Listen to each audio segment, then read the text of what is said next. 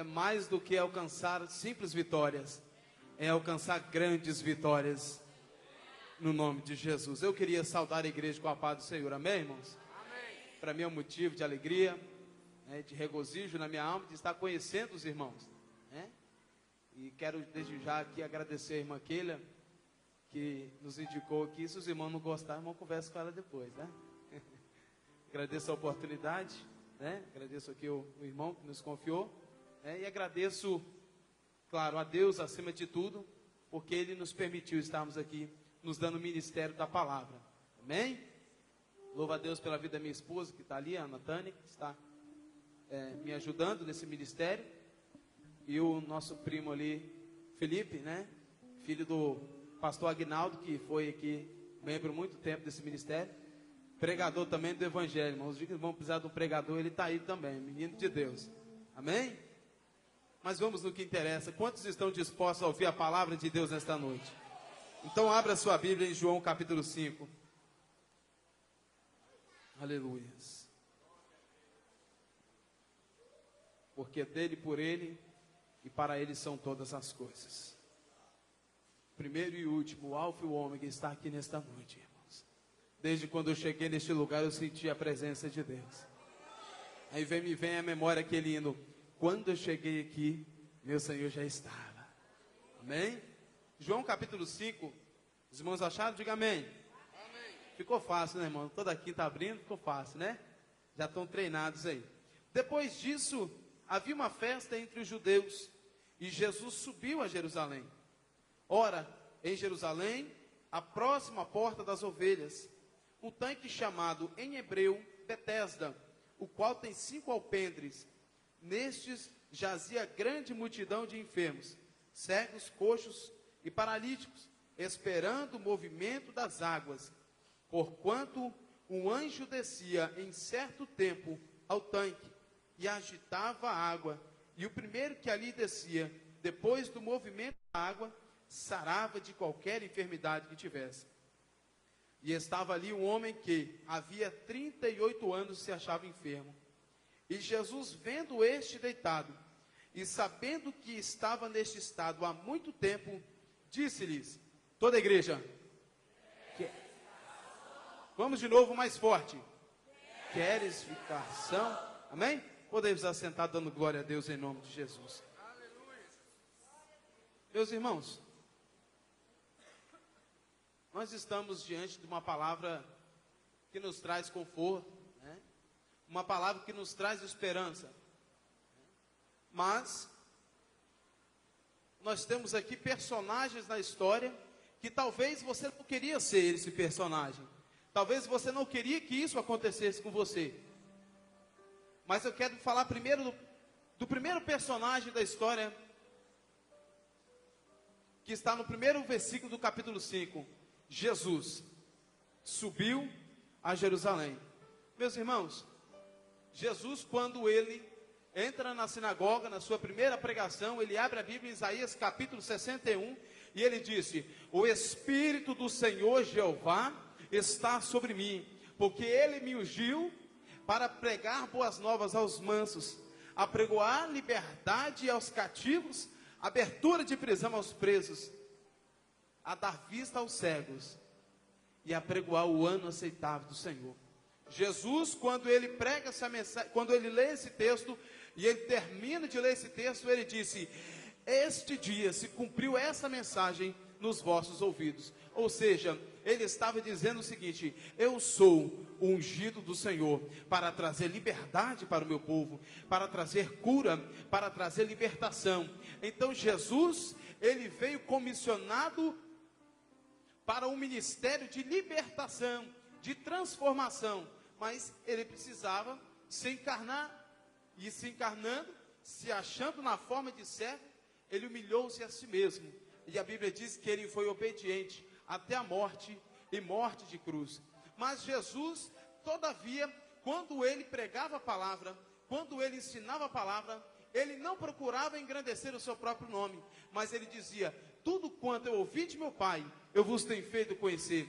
Quando Jesus, ele ia fazer qualquer coisa, primeiro a glória era direcionada ao Pai.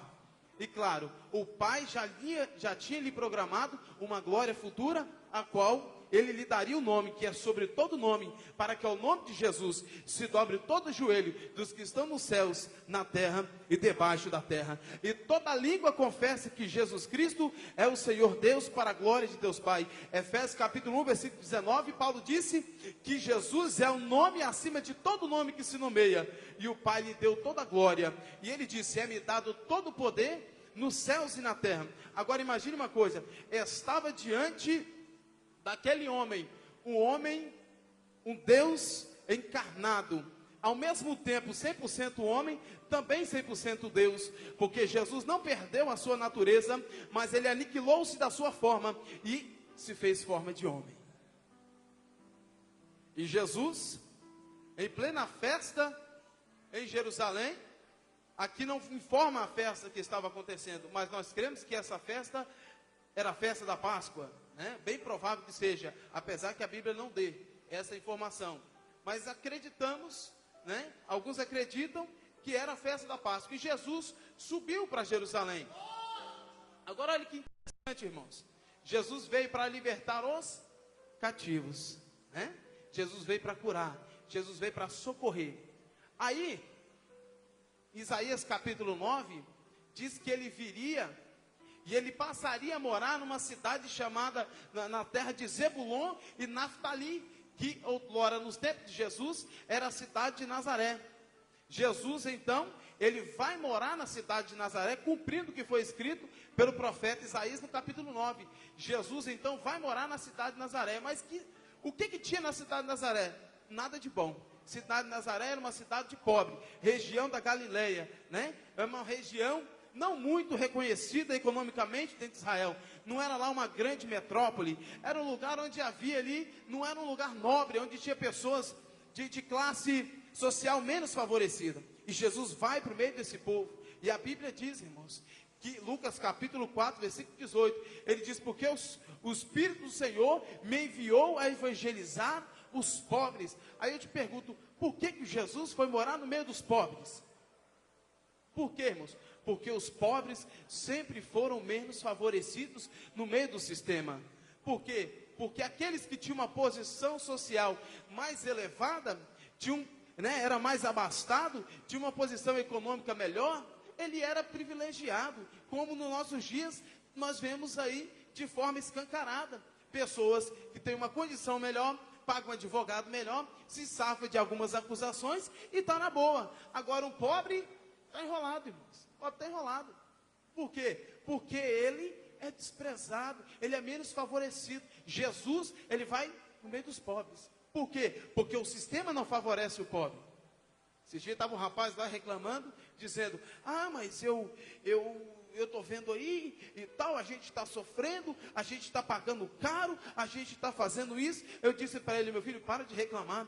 O sistema nunca favoreceu um pobre, mas sabe de uma coisa? Jesus, quando veio, ele veio morar no meio dos pobres, sabe por quê? Por mais que o sistema não favorece o pobre, Jesus é aquele que pega na mão do pobre e que dá a ele vitórias, e que dá a ele recursos e providência para que ele possa viver.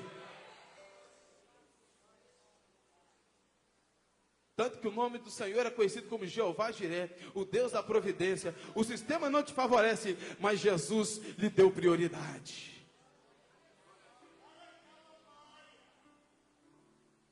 Esse homem que estava no tanque de Betesda, havia 38 anos.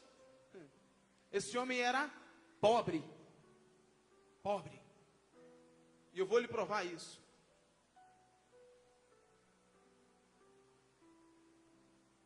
A Bíblia diz que havia 5 alpendres. O que é alpendre?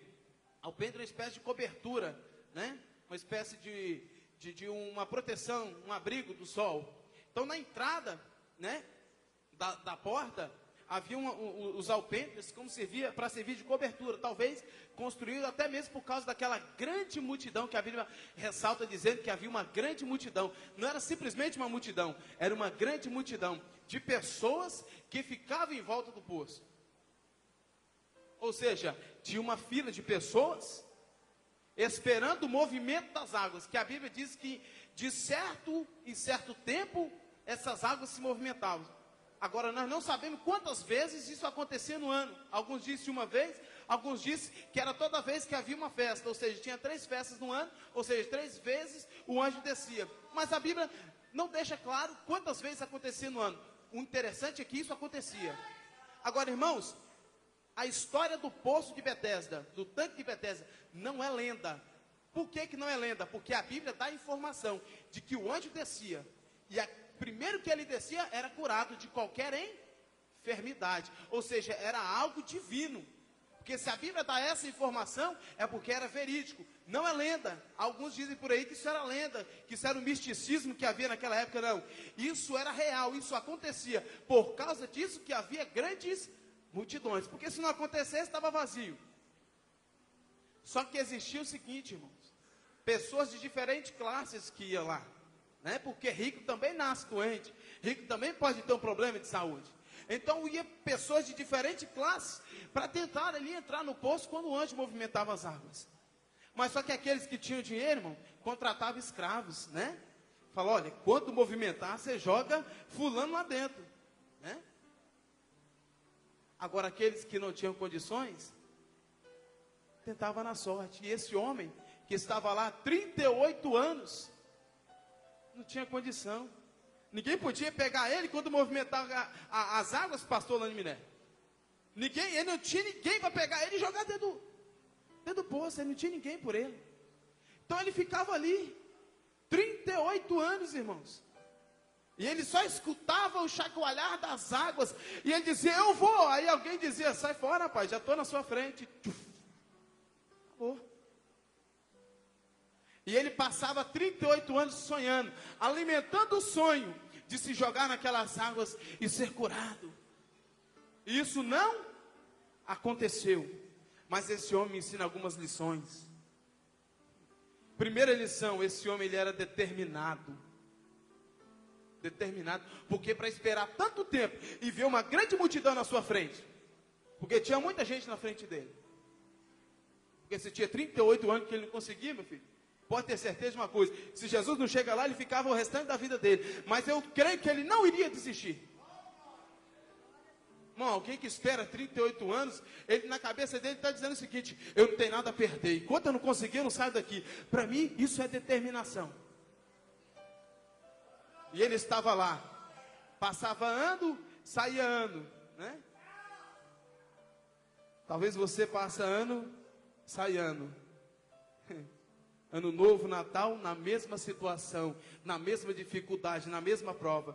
Fique tranquilo, meu filho, Jesus está olhando por você. Não perca a sua determinação. Jesus gosta de crente determinado. Quando ele conta a parábola do juiz iníquo, ele diz o quê? Que aquela senhora chegou para aquele juiz iníquo e importunou ele tanto, que ele disse, só porque ela me importuna tanto, eu vou conceder a ela a justiça, para que ela não me importune mais. Sabe o que Jesus ensinou isso, irmão? Porque Jesus está querendo que você importune Deus, que você incomode Deus com a sua oração, de madrugada. Meu irmão, Jesus quer que você importune. Mas esse importunar aí, irmão, não é ser ridículo, não. Esse importunar aí é ser determinado. Um dia um varão me disse assim, varão, você quer ser batizado com o Espírito Santo? Eu disse para ele, falei assim, eu quero. Ele disse, então faz igual eu. Eu ia orar, falei, Jesus me batiza com o Espírito Santo. Quando eu ia almoçar, eu dizia, Jesus me batiza com o Espírito Santo. Quando eu ia tomar café, eu dizia, Jesus me batiza com o Espírito Santo. Quando eu estava indo para o trabalho, Jesus me batiza com o Espírito Santo. Rapaz, Jesus não me batizou com fogo e tiveram que me levar carregado para casa. Eu falei, meu Deus, é desse jeito que eu preciso. E eu fazia a mesma coisa, irmão. Aí sabe o que aconteceu? Acabou o culto na igreja, ficou só os 2 diáconos me vendo rolar no chão de poder de Deus, e disseram um para o outro, temos que carregar ele, botar no carro e levar ele para casa. Chegou lá em casa, meu pai e minha mãe teve que ficar até 2 horas da manhã me vendo falando em línguas estranhas, e eu dizia, isso é porque eu importunei. Meu irmão, você não pode desistir, Deus está te ouvindo. Seja determinado, rapaz. Lamanduri calabarrais. Aí vem um sensacionalista e diz assim, não, mas Deus não é surdo, você não precisa repetir a oração. Ah, é? Então escute essa. A Bíblia diz que Jesus, sabendo do estado daquele homem, que havia muito tempo que ele estava naquela situação, ele perguntou, quer explicação? se Jesus sabia, irmão. Jesus sabe. Por que Jesus perguntou então?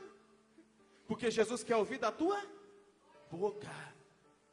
Jesus disse o quê? Antes de nós falar uma palavra, ele já sabe o que você vai pedir. Mas ele te ensinou a orar. Sabe qual é o problema? Muita gente quer ver milagre acontecer, mas não quer pagar o preço. Não quer deixar o joelho no chão e orar a Deus, para que Deus mova as águas a seu favor. Foi o tempo, né? De você olhar para o joelho de alguns irmãos e ver aquela casquinha soltando, né? E crescendo outra casquinha. Acabou, irmão, não tem mais esse negócio de trocar a casca do joelho. O povo não quer mais orar, só quer saber de louvor, mãozinha para o alto. Mas Deus está te dizendo, meu filho, se você quer ver milagre acontecer, desça no pó, ore, pague o preço para o milagre acontecer. 38 anos, meu Deus do céu. Quem queria estar no papel dele? Ninguém, irmãos. Mas ele foi determinado. Segundo, que ele estava no lugar certo e na hora certa. Qual lugar que ele estava? Próximo à porta das ovelhas. Falou de ovelha, falou de pastor. Falou de pastor, Jesus disse, eu sou o bom. E mais, ele disse assim, eu sou a porta do curral das ovelhas. Ele estava próximo à porta das ovelhas. E aonde que iria Jesus? Logicamente, próximo à porta das ovelhas. Só que interessante, irmão, que havia uma grande multidão. Imagino eu, olha só, vamos conjecturar aqui, hein? Imagino eu, Jesus passando, olhou para ele. Eu não sei como Jesus soube da situação daquele homem. Talvez pela sua presciência, né? 100% deles. Ou vamos supor que ele perguntou para alguém, né? E rapaz, e aquele camarada ali? Ó Jesus, aquele camarada ali tem 38 anos que ele está nesse negócio. Mas havia uma multidão, irmão. Jesus enxergou ele. Jesus enxergou ele. Quando Jesus pergunta para ele, queres ficação? Olha o que ele fala para Jesus. Eu tento me jogar na água, mas aí toda vez vai alguém antes de mim e entra. Alguém pode entender isso como uma reclamação. Sabe como é que eu entendo isso? Como desabafo. E Jesus deu oportunidade para ele desabafar. Joga para fora tudo que você está sentindo, meu filho. Irmão, não seja um robô na hora da oração, não, irmão. Se entregue para Deus, se abre para Deus. Reconheça as suas falhas diante de Deus.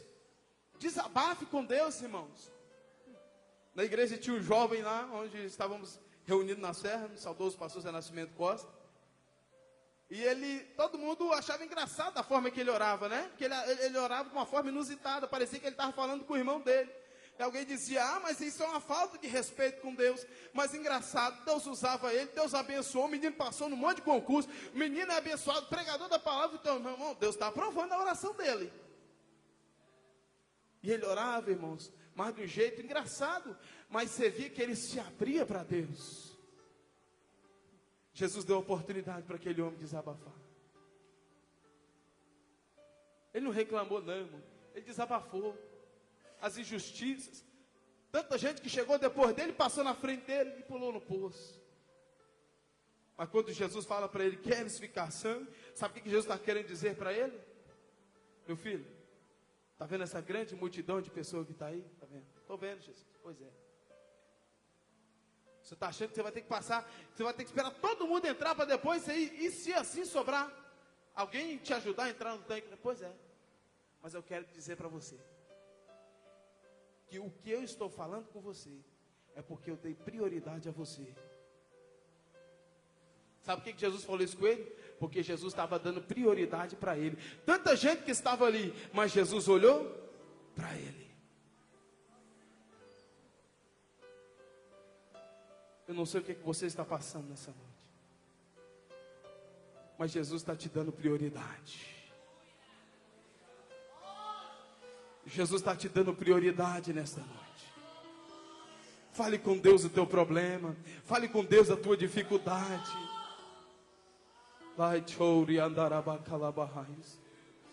Jesus só perguntou ele porque Jesus queria abençoar ele. Jesus nesta noite, Ele quer te abençoar. E Ele está se dirigindo a você aqui nesta noite. Ele está te dando prioridade.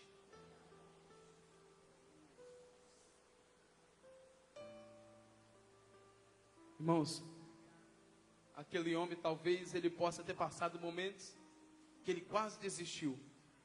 Mas quem não passa, irmãos, momentos difíceis? Jesus no jardim de Getsêmani, como homem, suou gotas de sangue, tamanha a sua agonia e aflição que ele sentiu. João Batista, que parecia um homem imbatível diante do diabo, um dia João Batista estava caindo na fraqueza, e ele manda perguntar a Jesus. Ele disse: pergunta a Jesus se ele mesmo é o Messias, ou se havemos de esperar o outro. O mesmo homem que viu a pomba pousar sobre o ombro de Jesus, confirmando a palavra que Deus tinha revelado para ele, e tinha certeza absoluta que Jesus era o Cordeiro que tirava o pecado do mundo, agora estava mandando o discípulo perguntar se Jesus era realmente o Messias. Olha só. Sabe qual a resposta de Jesus para ele? Jesus disse para ele, diz para João, que os mortos são ressuscitados, os doentes são sarados, e aos pobres é anunciado o Evangelho. Acabou a dúvida de João. Essa foi a missão do Messias. Então, se até João sentiu dificuldades na caminhada, a não ser que existe aqui super-homem. Existe super-homem aqui? Claro que não, isso é só na ficção científica, porque aqui na igreja não existe super-homem nem super-mulher, mas existe pessoas dispostas a vencer as aflições no nome de Jesus.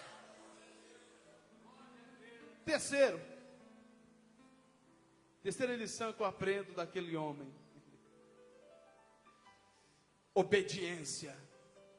Ele era obediente. Jesus disse para ele: queres ficar são? Então toma a tua cama, levanta e anda. Parece que é simples pegar a cama e carregar a cama num sábado dentro de Jerusalém, né? Parece que é simples. Tamanha é a sua alegria, hein? Pegou a cama, botou nas costas. Quando ele curvou a primeira esquina, alguém disse: ei, rapaz, você não sabe que hoje é sábado? E que não pode carregar a cama? Sabe o que ele disse, irmão? Olhe para cá. Ele disse para o rapaz assim: aquele que me curou, ele próprio me disse: toma tua cama e anda. E quem foi que te curou? Eis a questão.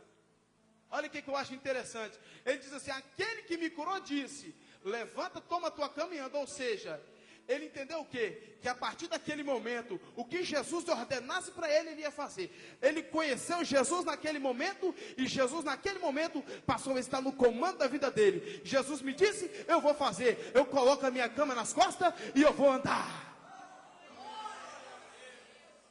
Meu filho, não fica olhando o que o homem está falando. Estava há 38 anos sofrendo, não apareceu ninguém para empurrar ele dentro d'água. Mas no dia que ele recebeu a cura, tinha gente querendo questionar, tinha gente querendo botar defeito. Sabe o que é isso, irmão? Isso é invejoso, gente que não se alegra com a vitória dos outros. Mas aprenda uma coisa: nesta noite Jesus está te dando vitória. Não se preocupe com o que vão falar, mas a vitória de Deus vai chegar na tua vida. Ele próprio me disse, toma a tua cama e anda. Ou seja, Jesus agora manda na minha vida. Jesus manda na tua vida, meu irmão. Jesus manda na tua vida. Certo dia ele está passeando, feliz, alegre, cantando vitória, igual você vai sair daqui hoje. Aí ele encontra com Jesus de novo. Quando ele encontra com Jesus de novo, sabe qual é o recado de Jesus para ele? Jesus olhou para ele e disse: meu filho, tu está curado, está bonito, né? Está pulando, está alegre, né? Pois é, não peques mais, para que te não suceda coisa pior. Ou seja, tanto fisicamente como espiritualmente ser lançado no inferno. Porque milagre não livra ninguém do inferno e não garante ninguém no céu. Aprenda isso, tá? Eu conheço muita gente que recebeu o milagre e está fora da igreja hoje. Jesus disse para ele: não peques mais. Sabe qual a mensagem de Deus para a igreja nessa noite? Você passou tanto tempo sofrendo, recebeu a vitória. Não me esquece de Deus, rapaz. Não me esquece de Deus. Continue na fidelidade. Teve um rapaz lá na serra que ele: ô irmão, olha por mim que Deus quer me. Eu preciso de um carro, eu preciso de um carro. Aí Deus deu um carro para ele. Sabe o que aconteceu? Nas primeiras oportunidades ele foi para a balada com o carro. Aí ele voltando da balada, bateu de frente com um poste. Ele estava sem cinto, foi de cara no vidro. Dava até medo de ver ele. Fomos visitar, ele disse: varão, Deus me abençoou e eu fui para a balada. Olha a minha situação aqui hoje. Aí ele fez voto com Deus. Graças a Deus está na igreja. Depois dessa, né, meu irmão? Então, meu querido, administre a vitória que Deus vai te dar nesta noite. Seja fiel ao Senhor. Porque assim como Deus mudou a história daquele paralítico, depois de 38 anos, Deus pode mudar a sua vida aqui nesta noite. Talvez você não tenha nem um ano, talvez você não tenha nem dois, já está reclamando, né? Mas espere no Senhor, porque a vitória é certa. Porque graças a Deus é que nos dá a vitória por nosso Senhor e Salvador Jesus Cristo. Eu agradeço a oportunidade, peço à igreja que ore por mim, por minha família em nome de Jesus. As palmas louvam o nome de Jesus nessa noite.